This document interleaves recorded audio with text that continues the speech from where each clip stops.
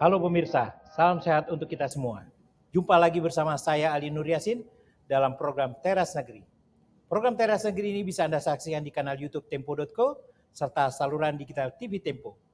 Tamu saya hari ini adalah Bupati Tapanuli Utara, Bapak Nixon Nababan. Halo Bang, apa kabar? Sehat Mas Ali. Sehat selalu. Sebelum memulai ngobrol-ngobrol, saya akan membacakan profil singkat Bapak Nixon Nababan. Nixon Nababan lahir di Siborong-Borong, Sumatera Utara pada 5 Oktober 1972. Beliau dilantik sebagai Bupati Tapanuli Utara untuk periode 2019-2024. Selama memimpin Tapanuli Utara, Nixon dan jajaran pernah mendapat penghargaan dari Ombudsman dengan predikat kepatuhan standar pelayanan publik tahun 2022. Ia juga menerbitkan Instruksi Bupati nomor 3 tahun 2023 tentang pemberdayaan tenaga kerja lokal. Hal ini sejalan dengan visi misi pada saat menjadi bupati, yakni menjadikan Tapanuli Utara sebagai lumbung pangan dan lumbung sumber daya manusia yang berkualitas. Bagaimana langkah Nixon mewujudkan visi misinya untuk kemajuan Tapanuli Utara? Langsung saja kita berbincang dengan Bupati Tapanuli Utara, Nixon Nababan. Bang, dengan posisi Kabupaten Tapanuli Utara yang strategis sebagai destinasi wisata, mengapa Anda memilih visi dan misi dengan prioritas di bidang pangan dan pendidikan? Ya, terima kasih Mas Ali. Tentu yang pertama adalah kita harus mempelajari topografi, demografi kabupaten yang kita pimpin. Ya. Jadi memang ketika saya lahir di Tapanuli Utara, tepatnya di Siborong-Borong, dan ada dua hal yang memang menjadi kerinduan kita, bagaimana daerah kita yang hampir 80% itu masyarakat kita bertani. Nah yang kedua, filosofi orang Batak itu anak kokido hamaraudiau, yang artinya bahwa anak itu adalah harta yang paling berharga, dan semiskin-miskinnya orang Batak pasti anak kuliah gitu. Penting anak sekolah gitu. Apapun harus dikerjakan untuk anaknya bisa sekolah. Nah, dua hal inilah yang menjadi DNA Tapanuli Utara yang tentu sebagai bupati harus saya lakukan pekerjaan-pekerjaan dan visi untuk bagaimana masyarakat kita itu bertani itu dengan baik. Bertani itu tidak hanya sekedar bertahan hidup, tetapi juga dia bisa menjadi sumber penghidupan yang layak. Dan bagaimana sekolah-sekolah itu juga bisa lebih baik, lebih tidak usah harus keluar kota untuk menyekolahkan anaknya, tapi di Tapanuli Utara bisa mendapatkan sekolah dari hulu ke hilir seperti itu. Nah, di visi misi yang kita buat itu adalah lumbung pangan. Tentu tadi 80% masyarakat kita petani dan hidup dari bertani, tentu harus ada cara yang harus kita kerjakan. Tadi filosofi, tentu harus ada juga cara yang harus kita kerjakan. Maka di awal saya menjadi bupati, kita lihat ternyata masalahnya sangat kompleks, terkait kepemilikan lahan, ya, terkait juga mekanisasi pertanian, bibit yang baik, dan juga pemasaran yang baik. Jadi yang kedua, masalah pendidikan tadi, bahwa ternyata ada kewenangan berjenjang yang harus yang kita miliki. Kewenangan bupati, kewenangan provinsi, ada lagi kewenangan pusat. Nah, itu yang tentu ada yang kewenangan berjenjang itu kita perjuangkanlah kepada pemerintah pusat. Nah, yang pertama, dulu Tapanuli Utara itu kalau tidak salah itu ya hampir 80% kita register tempat-tempat. Jadi rumah warga termasuk tanah masyarakat yang masih dikelola itu register tempat-tempat. Nah, padahal visi misi tadi sebagai lumbung pangan. Tentu yang harus saya kerjakan adalah bagaimana melepaskan tanah ini dulu nih dari register 44 dan bagaimana menambah luas tambah tanam tadi. Nah, itu kita kerjakan, kita petakan dan kita usulkan kepada pemerintah pusat dan alhamdulillah puji Tuhan itu 2016 itu keluar menjadi putih. Dan itulah cikal bakal dari SK 579 berlaku nasional. Nah, kemudian setelah itu keluar, kembali kita dihadapkan kan usia produktif di Tapanuli Utara itu cenderung dia stuck dia. Bahkan agak menurun ketika itu. Karena apa? Merantau. Satu merantau, kemudian sekolah. Jadi kalau dulu masih kuliah berangkat, ini SMP, SMA udah berangkat. Minimal ke Medan dia. Dengan harapan anaknya ini bisa masuk perguruan tinggi negeri terbaik gitulah. Nah, tentu lumbung pangan tadi nggak bisa kalau disuruh nyangkul bagaimana itu, ya kan? Tidak lagi bicara di situ luas tanah berapa, kecilnya tanah berapa. Jadi luas pun tanahnya, tapi kalau suruh nyangkul nggak akan mungkin bisa produksi 2 kali setahun, apalagi 3 kali setahun. Sedikit lahannya, kalau suruh nyangkul juga pasti produksinya 1 kali setahun. Maka kita lakukan terus mekanisasi pertanian. Tiap tahun ada APBD kita buat untuk membeli alsintan. Kita siapkan juga yang disebut Panglima, ya, brigade tanam gitu. Jadi kita siapkan traktor-traktor besar, solar dan operator itu kita biayai dari APBD.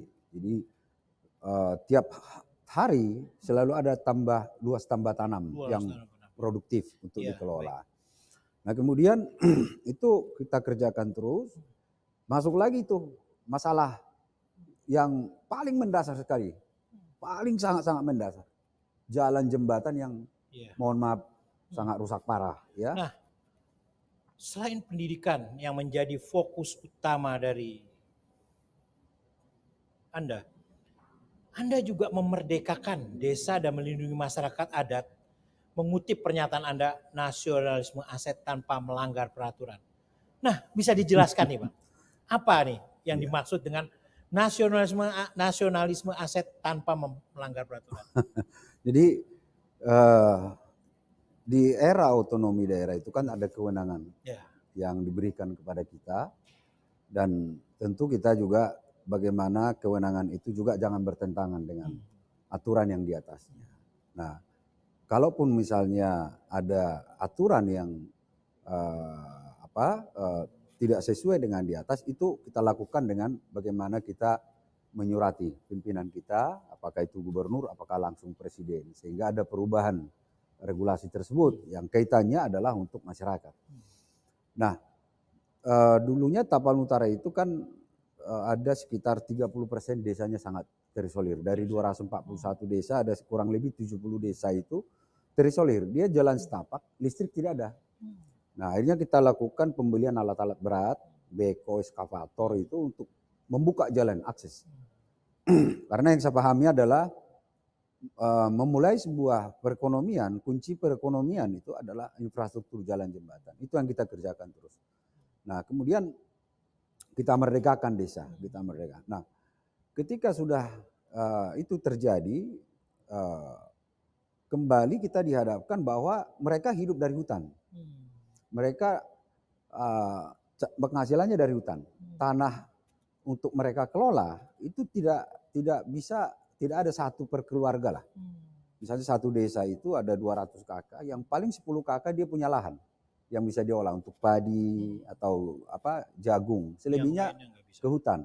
Nah, persoalannya hutan ini hutan lindung gitu loh. Hutan lindung yang tentunya kalau suatu saat dikuasai oleh swasta atau katakan oleh siapa gitu ya, itu otomatis mereka nggak akan bisa lagi mencari penghidupannya di hutan itu.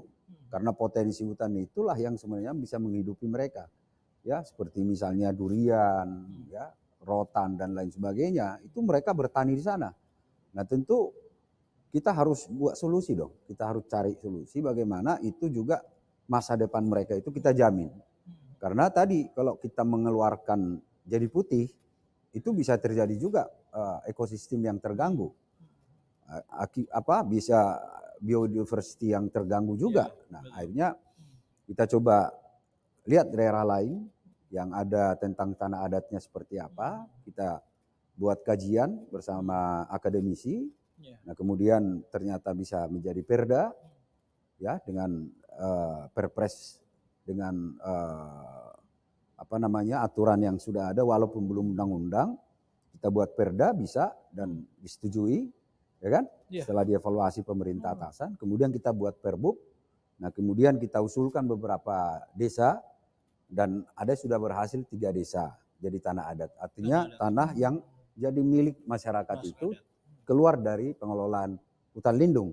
Artinya ini bisa mereka pakai untuk sumber kehidupan mereka sampai akhir kiamat lah seperti itu ya.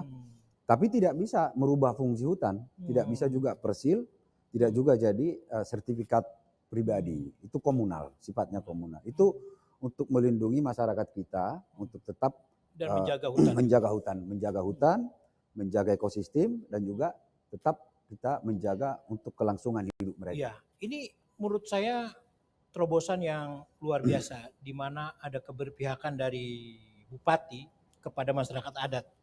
Dan itu sangat jarang.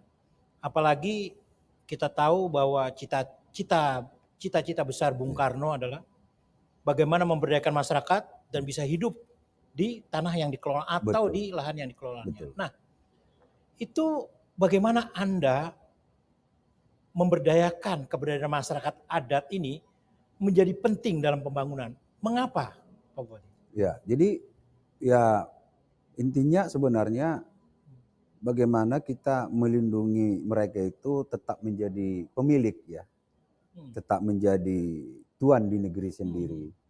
Jangan nantinya jadi penonton begitu ya. Jadi kalaupun misalnya ada kekayaan alam, katakanlah bukan hanya komoditi, tapi ada minerba di dalamnya itu masyarakat yang punya. Ada investor masuk, masyarakat diajak bekerja sama ya bagi hasil seperti itu. Dan ini yang sebenarnya cita-cita Bung Karno itu ya ini Presiden pertama Republik Indonesia keinginannya dan di Pancasila itu sebenarnya itu tujuan itu gitu. Trisaktinya Bung Karno itu. Bagaimana memberdayakan masyarakat? Bagaimana masyarakat itu menjadi tuan di negeri sendiri, jangan budak di negeri sendiri. Bagaimana kita berdayakan. Nah, konteksnya juga ke depan bagaimana sebenarnya desa itu menjadi pusat pertumbuhan ekonomi, artinya hilirisasi. Dengan hilirisasi, dengan menggunakan sistem yang ada, apakah itu home industry, UKM, ya kan, UMKM, atau koperasi. Kalau korporasi itu kan pemodal ya. Nah, tapi kalau koperasi itu adalah negara, pemodal dan masyarakat. Nah, koperasi ini yang menurut saya harus dihidupkan kembali, bagaimana melakukan hilirisasi sehingga tercipta smart village. Jadi smart village artinya kita tuntaskan dulu smart village, baru kita bicara smart city. Bagaimana smart village ini kemandirian desa, desa supply ke kota. Pada titik ini terjadi maka kita akan pelan-pelan mengurangi import kita. Raw material itu tidak kita ekspor, tapi bagaimana kita ciptakan diolah di dalam negeri. Tapi tentu punya nilai tambah. Nilai tambah. Tentu harus ada undang-undang juga, undang-undang yang memuat itu. Jadi tidak hanya sekedar undang-undang biasa, tapi menurut saya harus menjadi sebuah undang-undang keberpihakan kepada masyarakat. Menurut saya harus lebih tinggi lagi menjadi pokok-pokok haluan negara. Jadi pokok-pokok haluan negara kalau zamannya Pak Harto ya disebut GBHN. Kalau zaman Bung Karno disebut semesta berencana gitu ya. Nah, di posisi sekarang ini kemandirian bangsa yang kita harapkan itu adalah bagaimana ini menjadi pokok-pokok haluan negara yang menjadi sebuah undang-undang, menjadi sebuah PP, menjadi acuan sampai ke peraturan desa. Bagaimana desa menjadi pusat pertumbuhan ekonomi. Nah, ini juga salah satu terobosan menurut saya. Salah satu cara membangun dari desa adalah melalui data presisi.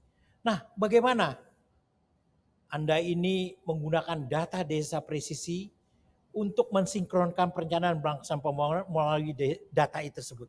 Iya. Jadi kan selama ini kan kita tidak punya database ya. Padahal ada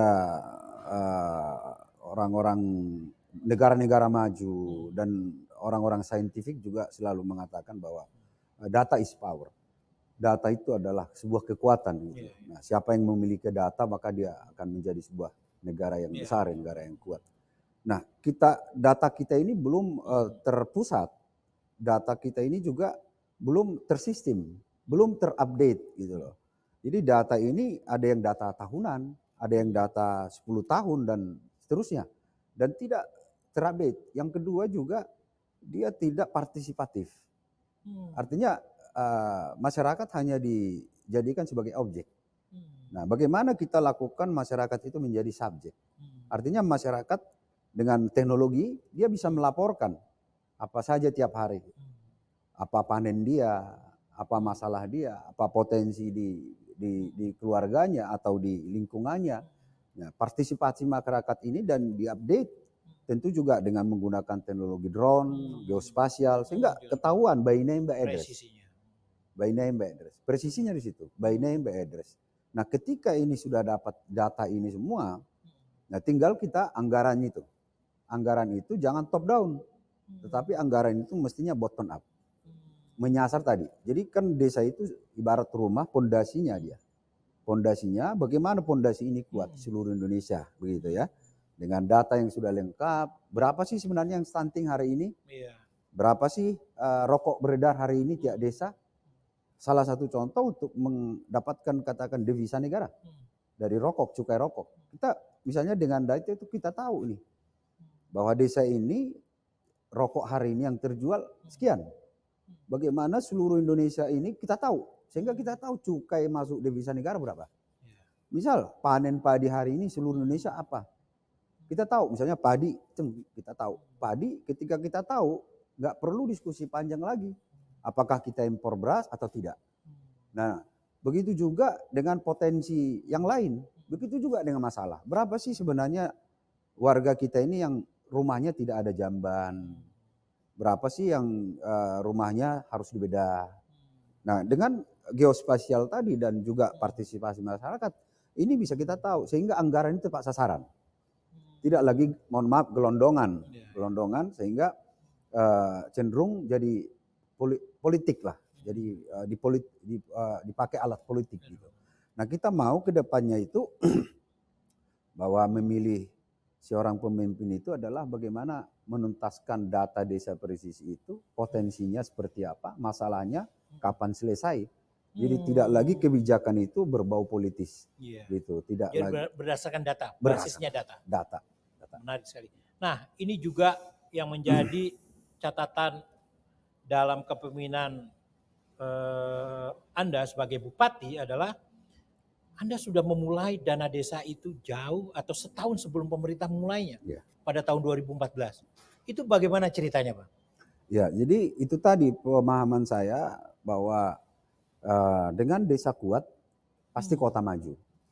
Kota kita bangun tapi desa tidak terbangun, maka kota itu akan kota hantu. Nah, bagaimana kita lihat desa-desa di Taput itu harus dia maju. Nah, tentu harus kita berikan anggaran dong kepada desa. Maka di visi misi saya waktu itu adalah dana desa 60 juta per desa. Yang ketika itu hanya 8 juta ya, PNPM istilahnya zaman itu ya. Paling maksimum 10 juta. Nah, kemudian 2015 itu kita anggarkan itu, kita berikan dana desa 60 juta per desa 2015. Nah, kemudian Pak Jokowi juga membantu dari pusat 2016 dengan dana desa. Seperti itu. Nah, bagaimana Anda menerapkan proses transparansi akuntabel dari penggunaan dana desa ini? Ya, jadi memang harus memang ketika itu akuntabilitas daripada dana desa itu kan parameternya itu yang penting sebenarnya dengan data tadi. Ya, jadi bagaimana kita agar dana desa itu bisa dipertanggungjawabkan dengan baik, penggunaannya tepat sasaran, tentu harus dengan data. Maka tadi dengan dana desa 60 juta, ada jukdis dulu kita buat. Bahwa itu untuk fisik, untuk dilakukan pembangunan fisik di desa itu. Misalnya jalan, irigasi atau apalah gitu ya. Nah kemudian diikuti dengan dana desa dari pusat ketaput waktu itu seingat saya 2016 600 juta gitu ya.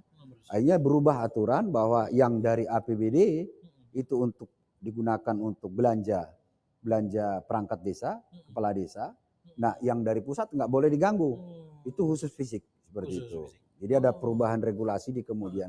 Nah tentu keinginan kita adalah dengan data itu tadi, maka semua by name by address, semua anggaran itu akan ketahuan nih kemana nih, gitu. Maka harus kita bangun juga sistem tadi. Nah sistem yang sudah ada tentu harus diperbaharui. Apakah sistem yang kita punya di inspektorat, ya, apakah yang di Mendagri, apakah juga di Menkeu, ya. Ini kan ada beberapa sistem ya, ada di kita inspektorat kita juga ada pengawasan, ada pemeriksaan, ada juga di Kemendagri, ada juga di Kemenkeu sistem pengawasan, ada juga di BPK Badan Pemeriksa Keuangan, ada juga BPKP.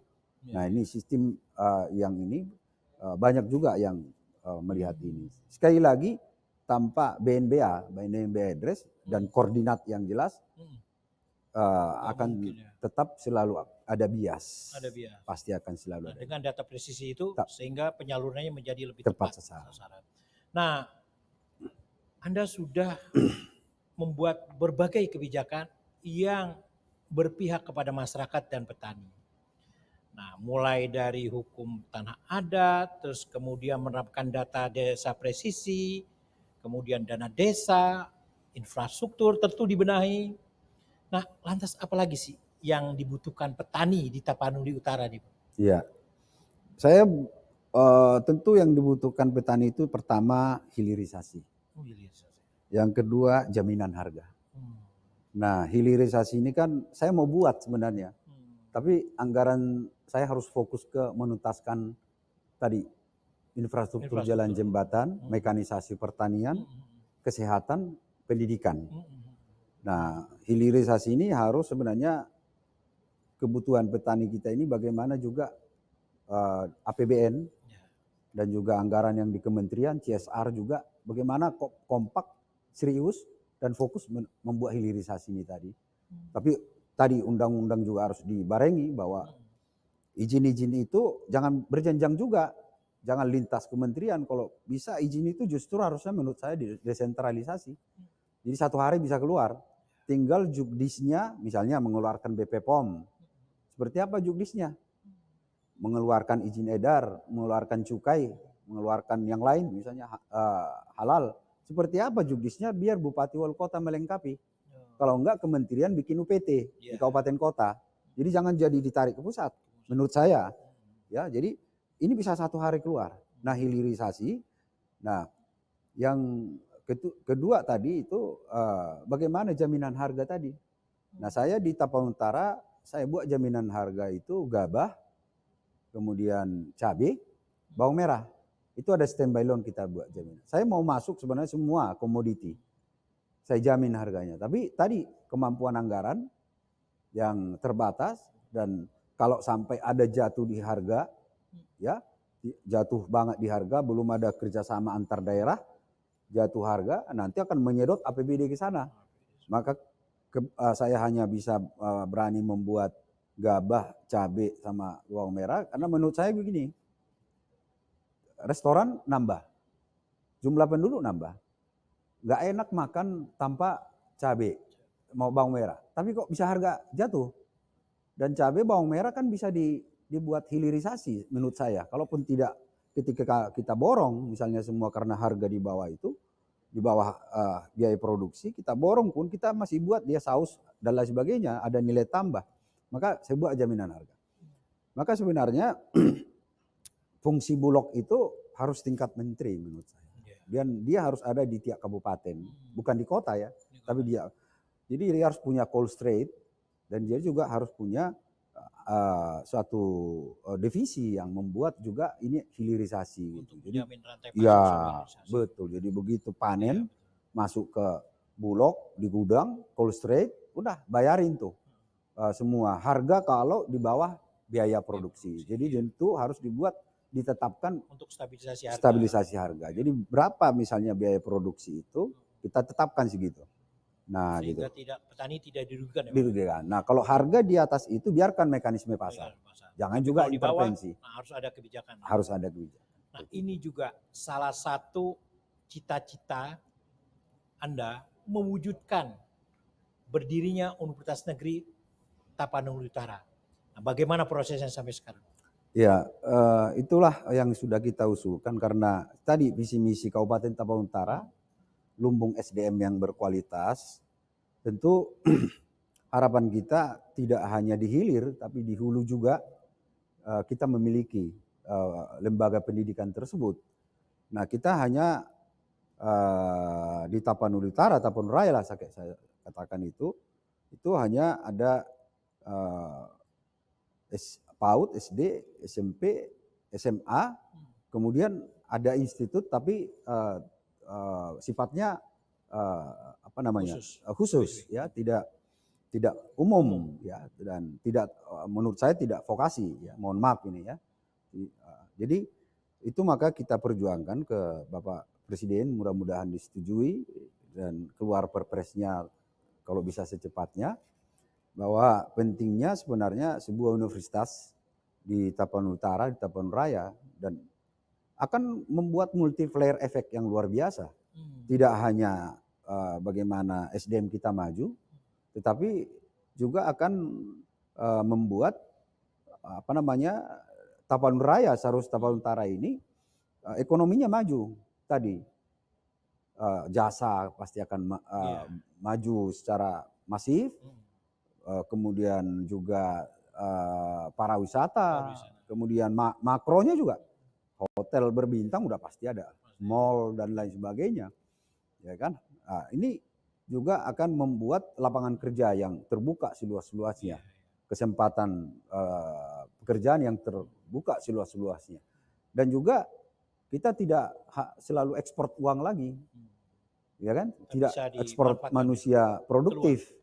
Jadi bisa dimanfaatkan Tapanuli Utara, Tapanuli Raya. Jadi karena tadi Tapanuli Raya itu ada kurang lebih sekitar 13-14 kabupaten ya, yang menjadi sumbernya sebenarnya untuk mahasiswa di situ.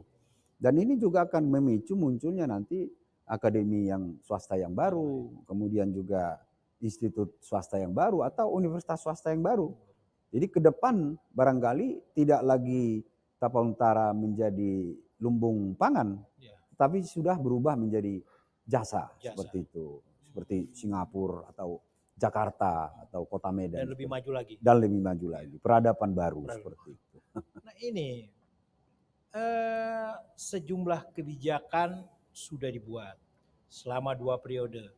Mulai tadi yang saya sebutkan, hukum hak tanah adat, data presisi, pendidikan, infrastruktur, ini kan sudah tercapai sama DPR. Nah, apa harapan Anda kepada masyarakat Tapanuli Utara, khususnya generasi muda?